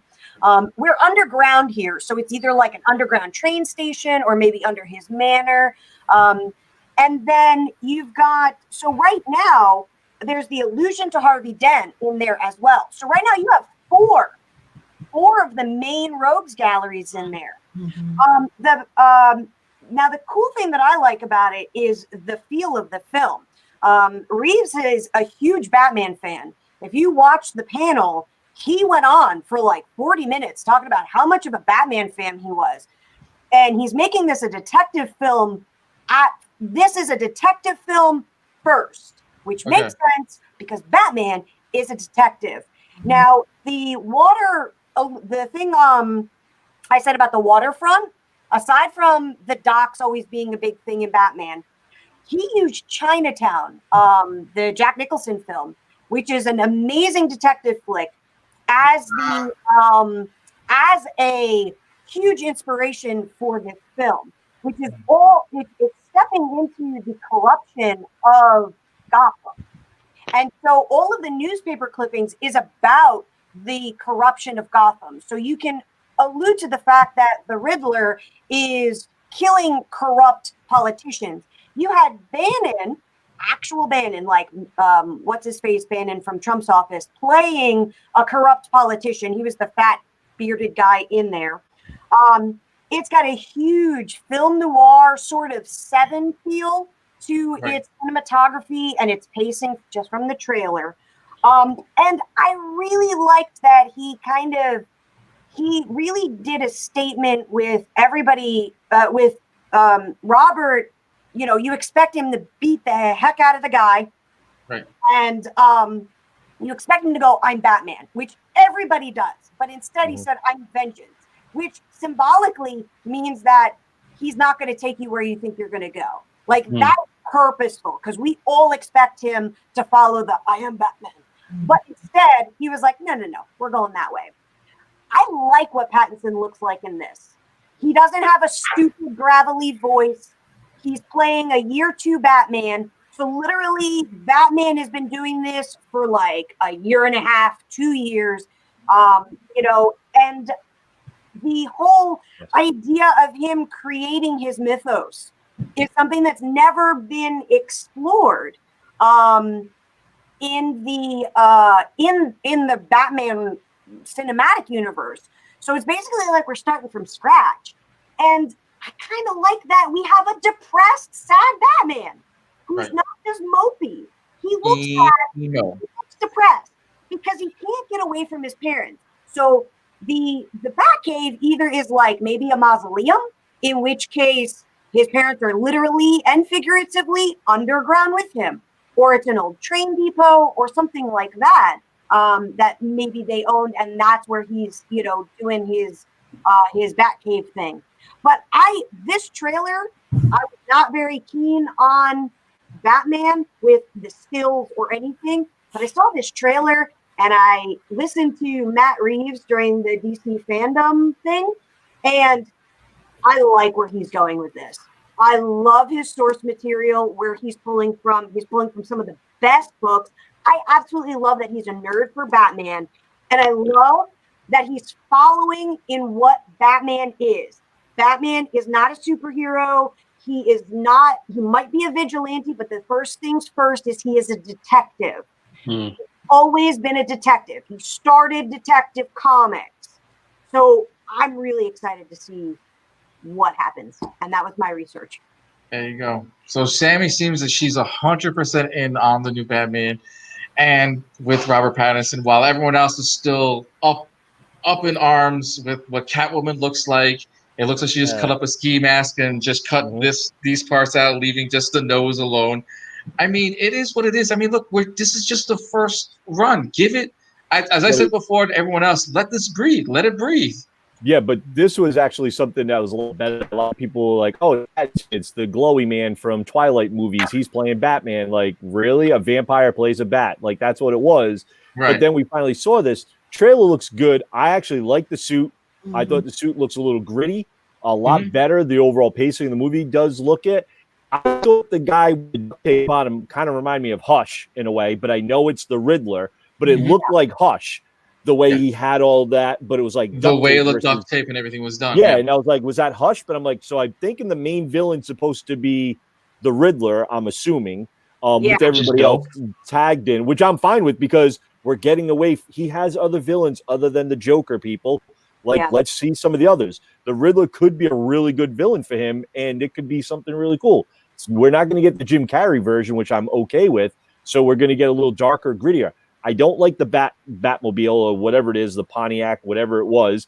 Not thrilled with that. That looked very Ghost Rider, to be honest. Yeah, very not digging that. Well, that's the point, but this, just like Sam said, Sammy said that this is his second year, so that is going to evolve into what we know as Batman. Right, the Batmobile can change after like years down the line. Yes, this is his first vehicle. It's supposed to be ugly. Because when you build something in a garage, the engine's on the back and it's open with the thing. So he like sat there and welded all that stuff together. Like, I like that it's ugly. I love that his stuff looks lived in, and I love that it's ugly. Well, I at first I was a little skeptical to hear him playing that role, but after watching that trailer, and this is my first time seeing the trailer, I'm in. That's like the sound. There's a lot. Even the dark images and all the shadows, the way that it looked like I was playing. I was playing the video game. Yeah, it looked like I was playing Arkham Asylum. It looked good. That's the film noir like aspect that he's pulling from, like with Chinatown, because Chinatown's pretty much the last great film noir styled, and that like he's going back into like lighting techniques and cinematography from like old detective films from like the 30s and 40s where everything was light and dark, and it's the film noir. So like I love that he's gone into all of these aspects, and it shows the knowledge that he has not only of his craft, but of what we're dealing with and how we're going to get a different Batman. Loved it. So I just want to say really quickly that I'm very happy that he looks like he can turn his head, because if you look at the bat suit, it doesn't look like his head is restricted. We're always going to have that problem with every damn bat suit. Every Batman ever since the 90s has to redo that bat suit and always makes it their own. So it's riot gear. It's modified riot gear, and the bat is the cowl isn't a cowl, it's a helmet. That the eyes are cut open. So he has a collar that protects his neck, like all riot gear, and then he has a helmet that goes over it. This position helps the trailer, because when I saw the trailer, I was like, I didn't like the car, but I understood its presence. You know what? The beatdown scene is fun, but it's also I feel like it's trying to sell us like he can be that guy, and I'm just like I don't know if that's me being skeptical, or I don't don't know if that's just the edit. That's just the edit. The scene is supposed to with the way that it was filmed, storytelling purpose wise, okay. And after watching this trailer for 2 hours, so Matt is very much leaning into the fact that Bruce is damaged. He has not gotten over his parents. He is grieving, and when your loved ones die, you hold this level of rage, and if you've never had a spouse, a sibling, a mom or dad that has died, you don't know what that feels like. But there's this certain level of rage that you walk around with constantly. And the beatdown scene, what the beatdown scene tells me is that he goes in and he beats the crap out of the guy. The guy goes down. He pauses. He waits a second, then goes back in with this rage, this animalistic rage, releasing this pent-up grief that has built up. And then he delivers his "I am vengeance" line, which works because of the level of grief. So if you watch it a couple of times and you pay attention to Robert's unmasked expressions, he doesn't smile, he doesn't look happy, and he's always downturned. The way he's filmed, his head is always down, his shoulders are slouched, he's never in direct light, his hair is always in his face, and he always looks unkempt, which is 100% the best way to show somebody is sad and grieving. Right. I agree with you. Yeah. So like after watching it and seeing that, like, I'm really interested because he's got explosive rage and he's young. So that's even worse. And the fact that he witnessed the whole murder himself. So he's now killed his parents. Yeah. Like, right in front of him. Without more of a badge, right? Yeah. All right. Well, let's continue on since we got, great point, ladies. You really have Robert. Seriously. Yeah, seriously. Every facial expression just screams Twilight, which every person in the whole entire world can't get past anyway. Yes, you say that right now. But meanwhile, we also have something. We have the new Expendables trailer. I mean, the new Suicide Squad trailer, which has everyone excited with the amazing cast or the outrageous cast. We'll say, this has the return of Viola Davis, which we all see in the previous movies. I thought she did a great job. The return of Joe. Yeah. Okay. I like Joel Kinnaman as Flag. I liked him. But Michael Rooker being this, like, he's using all his guys that he did with Guardians. It's true. I love that they're just going for it at this point. Like, look at these costumes. This time we get the new suit of Harley Quinn, which is a lot better than what we used to. Look at that, man. Yeah. Harley Quinn. This is going to be awesome. Yes, it is. You know what I'm seeing here? This is the convention scene for the next 2 years. This is cosplay. This is every cosplay. As like, I mean, the fact that he's Deadshot is amazing. No, we finally get Bloodsport. Oh, sorry, Bloodsport. Sorry. Bloodsport. Sorry. Yeah, J.J. Abrams. Mongol. Nice. It's Martha. I'm loving this. How dare you? I'm loving Peter Capaldi as the Thinker. That played one of the doctors. Yep. Mm-hmm. I love Alice. She's awesome. Yep. Pete Davidson. Really? I'm down. I'm down. Blackguard. I love Pete I mean, Davidson. come on. And Nathan Fallon. Yeah. Nathan Fillion. This is Sean Gunn. Yeah. The Weasel. This is the Weasel. They're pulling these characters and just like throwing it out there, Yeah. The fact that we got John Cena in this. The Peacemaker. As Peacemaker. And the cool thing is that all of those are costume shots, Yeah. And like, look at this cast. Yeah. It's crazy. Yeah. I was joking earlier with Hash. I said I felt like James Gunn decided, he's like, you know what? I'm going to make the Avengers movie, but we're going to call it Suicide Squad. I'm going to pull every single person from the Suicide Squad that was ever in it. This is exactly what we got in the Expendables movie, where they list every single person in the movie, and let's put them all in one shot. And we won't get everyone. We'll get like half the cast.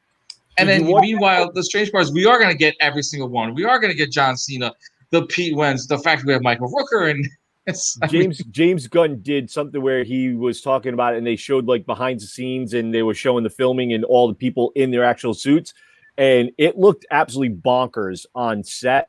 But it looks like it's set more in the 1970s the way it was. So I'm kind of curious as to how they're doing this, like timeline wise. He always picks an era and puts his film in the motif of that era. I mean, look at the Guardians. So that's probably what they're doing. And you know what? That's perfect because the 1970s was bonkers. Yeah. I mean, we have a villain called the Polka Dot Man. Right. The Polka Dot Man, for crying out loud. Like, come on. Who takes that seriously? Who are you? I'm the Polka Dot Man. I can see the superhero laughing their butt off. That's their villain. Can we please put in Condiment Man and Kite Man in this already? I mean, that'd make my day right now. If Condiment Man and Kite Man. I mean, look, I'm waiting for the guy to come out squirting ketchup and mustard on people just because, and that's like his. Every time they like try to solve the crime, he squirts the floor, and they all literally slide down the road. I like this trailer because remember Suicide Squad. If any, like none of them, or not all of them, make it out alive. So it's going to be interesting seeing who dies and how they die. Yeah. Yeah. So I didn't mind the trailer for what it was. It's just like these are the people that are going to be in it, and I was like, okay, this will probably be a good story because now it's like we're not necessarily focused on making one actor shine. Excuse me. Right. It's just having a cohesive movie and just showing everybody. Viola Davis as Amanda What Waller. are you talking about? John Cena is going to be number one, and the whole entire time we won't be able to see him, because he's making peace with everyone. He's the peacemaker. Nah. I'm here for. I'm here for Amanda Waller all day because she is going, and I hope that they bring her into like Batman Beyond. I hope they bring her into future movie's Justice League as well, because I think she's killing it, and nobody's not really recognizing her as they should, honestly. But that's just me. Viola Davis is perfect for Amanda Waller. Amanda Davis, she's perfect as Amanda Waller. Viola Davis, Yes. she's perfect. Yes, she is. Perfect casting in that. And when they did that clip at the end, where I think it was one of the other ones, it was like the deleted scene that was like at the end of the trailer. I'm sorry, at the end of the credits, and she was sitting there and she's like, "Well, I know about your extra activities." And Ben Affleck looks at her like, "All right, like I got it, but I know you for the Suicide Squad." Like, I love that she was touching into that. Bring her into like what you said, Batman Beyond, where she was a key part in making Terry McGinnis and everything. Like, give me that. Give me that. Well, the first one killed. No, he won't. No, he won't. No way. No, he won't. But as everyone said before, like Viola Davis being a pivotal key role, will this go into the next Batman movie or to anything else, Justice League, that we've just seen as well too? Because if everyone remembers at the last scene, he does pick up the Justice League files to pick up the rest of his team. Mm-hmm. So that was one pivotal scene. And is this the continuation? A lot of people say it's the reboot. Some people say this is a continuation of the first movie. We do see Captain Boomerang. We do see the Captain. We do see Harley Quinn. We do see some key teams from the first movie, and no one's saying what it is. We won't know till we see the actual trailer or the movie if this is supposed to be a reboot or part two, because they never wrote off the part one. But why would we do a reboot? This is a part two. No, a lot of people. Warner Brothers was quick to say this is going to be a reboot, and James Gunn came around and says, no, this is going to be a sequel. So Warner Brothers was quick to put this down as fast as the rumors came up. I think it's because you don't have Will Smith in it, and he didn't want to come back and stuff like that. So that's why they were like, how can you make a sequel if he's not going to be in it? So that's why they were talking about a reboot. But then Gunn did say the same thing. No, this is going to be a sequel. So who knows? Well, it's another one. The guys in the big. Will Smith would be the defining factor in this movie of being a sequel. This makes no sense. Because Will Smith was cast as number one, and when you have your number one no longer onto it, it actually takes away from the rest of the films. No, so he didn't make that movie for me. He didn't make that movie but he was cast as number one behind Margot. So when you have RoboCop not even listed in the first movie, I'm going to say that right now, no one realized that the Captain was RoboCop, and he's not even listed. You have a problem when your whole entire movie, and you're relying on Will Smith to carry the whole entire movie. Will Smith is not in this, and he said he's not going to be part of it. Will Smith did not carry the first movie, though. He did not carry the first movie. Margot Robbie did. Right, but Margot Robbie carried it later, but Will Smith's name was cast as number one. And when it becomes cast as number one, Will Smith was paid more money to be on the front of it in front of Margot. So that becomes a problem. He got. Who cares how much money he got? I mean, as a fan, honestly, who cares how much money he got? I don't care. To me, Margot Robbie, she made that movie. She made that movie. Yeah. And she made it so well that she did Birds of Prey. So hey, let's just put it right there. Let's not talk about Birds of Prey. I fell asleep in that movie. But I'm just saying because of how she popularity of that character, and everybody at the cons are dressing up as Harley Quinn. I'm saying she made that movie. It was not Will Smith. I agree. Right? Yes. She chewed up every scene she was in. So absolutely not. Suicide Squad, the movie was horrible. I'm just gonna say that because I feel like we're all dancing around it. It was horrible. I love Will Smith when he has his moments, but I feel like he gets typecast into certain things, or he's expected to kind of like pull a movie up, whatever. Fine, whatever you made your movie. Margot Robbie definitely did carry this movie, and she outshone him and everybody else. Birds of Prey, I wish they did so much more. Because I saw that movie with an open heart and open eyes, and it was just like, wow. But here she is again. And I can't wait for her to kill Suicide Squad with a better script. Yeah. We don't need Will Smith. I think it should be a reboot altogether. Forget what happened before. We messed up. Let's do reboot everything and make it so much better. You guys had something to say? I'm quiet now. Go ahead. No, you just want to return to Huntress. We'll just take a page from Fresh Prince of Bel-Air. Yes. Morgan Cooper, shout out to you. Yeah, sorry. If y'all know what I mean by that. Just switch her out. All right, Bergy has something to say, then we'll go with Sammy. Go ahead, Bergy. No, I'm looking forward to this. I think it is going to be a reboot. I don't think it's a sequel. I'm looking forward to it. I think it's going to be fantastic. I think Gunn is going to put his stamp on this franchise and in the DC universe. And if he does well, I know he's going back to Marvel, and Marvel's basically got him for Guardians Part 3. But if he knocks us out of the park with Suicide Squad, and this movie is one of the better ones that DC has put out, he's going to get a blank check from them and Marvel to see who keeps him. I think he jumps over to DC because I think he's going to have a blast with them because they're going to give him the leeway to do whatever he wants. And there's not a lot of good directors in the DC area that are doing these movies. So if he can knock this out of the park and he can do well, him and Snyder get together on the same page. I'm sorry, I see big things for DC coming up if they can do it. Sammy, take us away.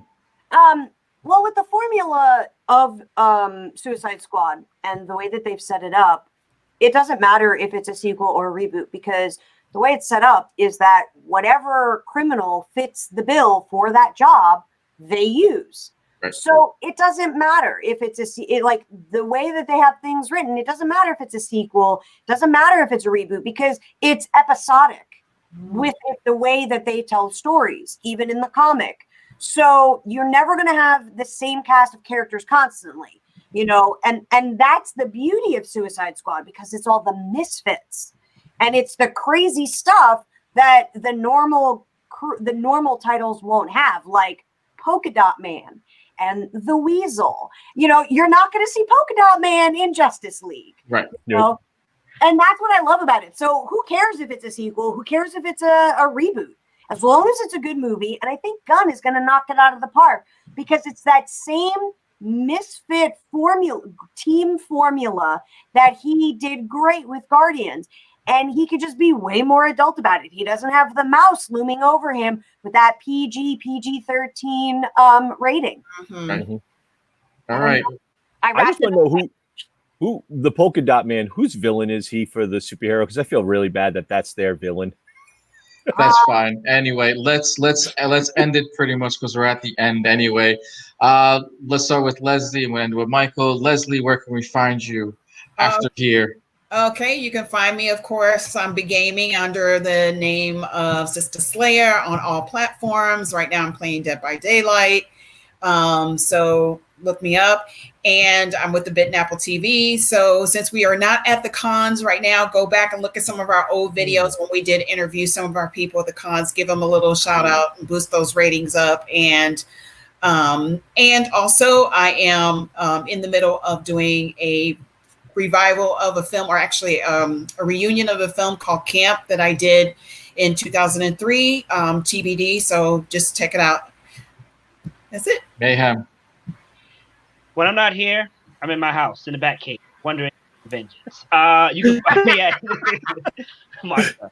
You can find me at Geeks Unlimited on our social media on Instagram as well as our YouTube. You can find me at my personal page at Pure Mayhem on Martha on Instagram. Try to link up with Les to definitely see her skills and have her teach me the ways of DD, because that's a personal. Love that game. I was waiting to tell you that off air, but whatever. And various podcasts. Once again, just add me on Pure Mayhem. You can find me there. And here, all these crazy people. There you go. Sammy. As always, I'm here Sunday nights, Wednesday nights on through my fan page, Castillo Studios. I live stream at 7 p.m. Eastern. Otherwise, you can find me on Instagram at TS Castillo Studios, or my website, castillostudios.ninja. And on Wednesday, I will be officially releasing my new artist blog on my website. So I will tell everybody about that fanciful look into this crazy brain that you get to look at 3 times a week on my live stream at 7 on Wednesday. And happy birthday, Ben. Happy birthday, Ben. Yes, yeah. Happy birthday, Ben. Happy birthday. Happy birthday to my nephew, Caleb. There you go. Bergy.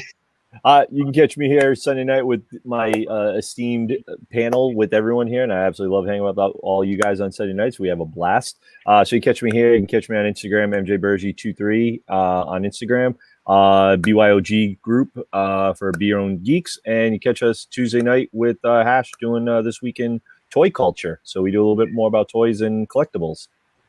My name is Arash Zandieh. You can catch all of us here every Sunday here at 8 o'clock. You can also catch Michael Bergy and myself every Tuesday for This Week in Toy Culture. Random hours because Mike gets out of work and everything. And you can also catch me every Wednesday producing and engineering the great Sammy Castillo on her Facebook page. So definitely go and check her out. Thank you all for watching, and everyone who is a Kobe Bryant fan, happy birthday, Kobe Bryant, who is in love for basketball. We did lose a great one, and we like to wish anyone who is a big fan of sports, happy birthday, Kobe. Thank you all for watching, and we will see you all next week for This Week in Pop